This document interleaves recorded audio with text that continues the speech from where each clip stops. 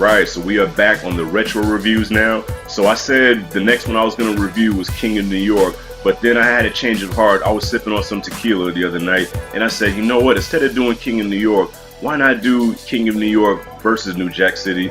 Because at the time, those two movies were always being compared to each other. It's been an age-old debate on which one was better, the King of New York with Christopher Walken or New Jack City with Nino Brown. So instead of doing individual reviews, I'm just going to compare the both of them, put the both of them against each other, and then finally settle the score once and for all until I change my mind again, maybe, on which one was better. As a kid watching both films, I prefer New Jack City because New Jack City was more fast-paced. It was more youth, youth friendly. I'm not gonna say youth friendly, but like the youth can relate to it more because it was more hip. You know, it had more up-to-date music. The styles were up to date. The dialogue and the lingo was more up to date. So kids can relate to it more. That's what I mean by more youth friendly, because we can, you know, I was in the 6th grade when New Jack City came out, when both these films came out, and I related more to New Jack City because that was more what was going on. King of New York, not so much. You can tell that in King of New York, that dialogue was written by somebody white for black characters, because some of the stuff that was said by the black characters was so over the top and so exaggerated.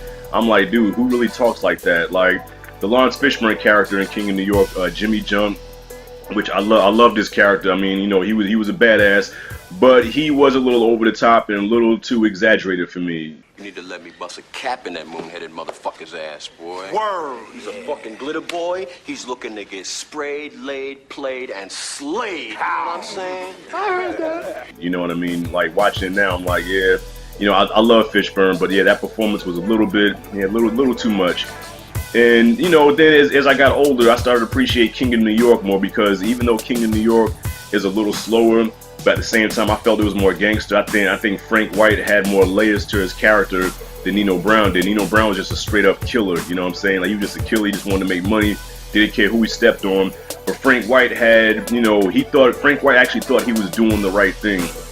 You know, he felt like, yeah, I'm gonna have to crack a few eggs, but at the same time, I'm doing what's best for my city. Like, he felt that New York was his city, and he felt it was his responsibility to, you know, to take the city under his wing and do what was right for it. Like he was like a self-proclaimed mayor of that city. So his character had more layers to it. So I started to gravitate more towards King of New York as I got older.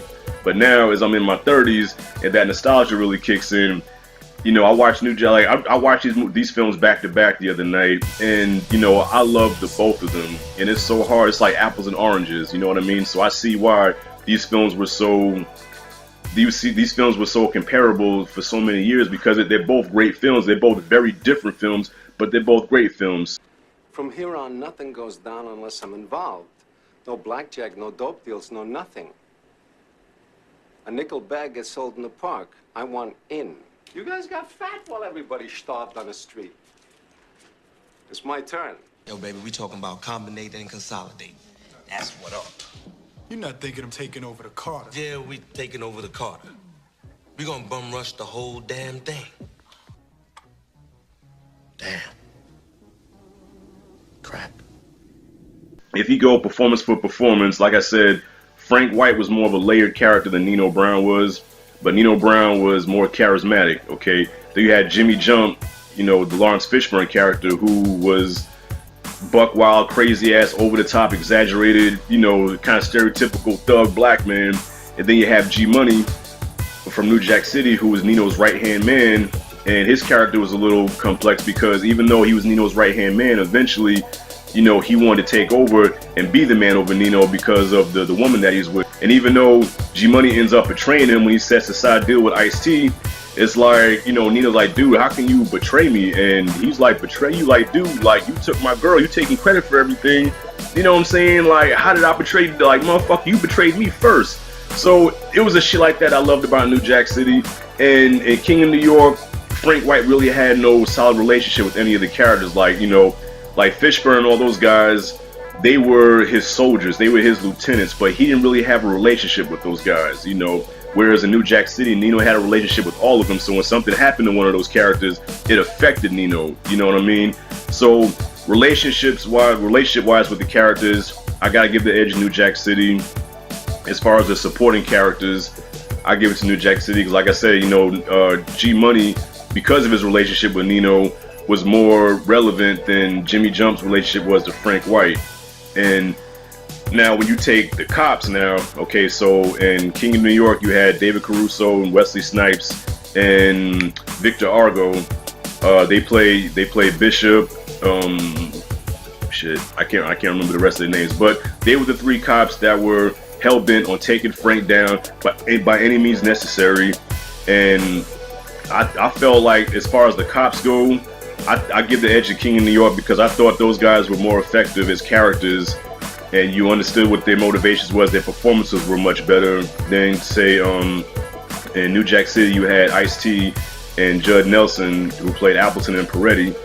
And I could see that Mary Van Peebles, the director of New Jack City, was trying to do the whole buddy cop thing, you know, where at first they hate each other, but then they end up liking each other. But it really didn't work for me because, first of all, Ice-T, you know, Ice-T was just being Ice-T. I still loved him in New Jack City, but he wasn't, you know, his acting wasn't up to par yet to pull that off, you know, compared to a David Caruso and Wesley Snipes and Victor Argo in King of New York. So on the cop side, I give the edge to King of New York.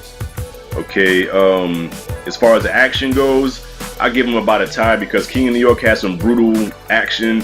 New Jack City has some, you know, brutal action as well. You know, New Jack City was more, their action was more like on a real action movie type shit, whereas King of New York was more on the gangster action type shit, if you know what I'm saying. Like, there's a difference between action movies and then there's gangster action movies. Like, you know, Commando with Schwarzenegger is action, you know what I'm saying? But then Scarface was gangster action. That's the difference between the two. So action wise, I give him a tie. King of New York versus New Jack City. New Jack City versus King of New York. I'm gonna say neck to neck, but I'm gonna give the slight edge to New Jack City. Slight edge. A short and curly. I give it just a little bit above King of New York. And the reason why I'm gonna do that is because, you know, when you have a film, it's about the story, the relationship with the characters, how the characters have arcs and everything. And I felt New Jack City had better, I feel the relationships were better between the characters. And plus the soundtrack was a lot better too. Like, New Jack City had one of the best soundtracks of all time. And a soundtrack can really help a film. And that's back then in the 90s, where they actually made great soundtracks to movies. And so New Jack City also had the better soundtrack. It's more watchable. You know what I mean? Like, if I had a group of friends over and I said, okay, you know, if I put on King of New York, it would probably bore them because it is kind of a slow burn a little bit. But New Jack City was entertaining from beginning to end. Okay, so there you have it. Give the slight edge to New Jack City. What do you guys think? Because this is a debate. I might get cursed out for this, or you might agree with me. But comment below. Let me know what you thought about both films. Which one did you think was better? And so this was another Retroland review. New Jack City versus King of New York. King of New York versus New Jack City. So look out for my next review, my next Retroland review, which will be Boys in the Hood, which really kicked off the hood genre. So thank you for tuning in. This is Rashad G signing out. See you in the next video.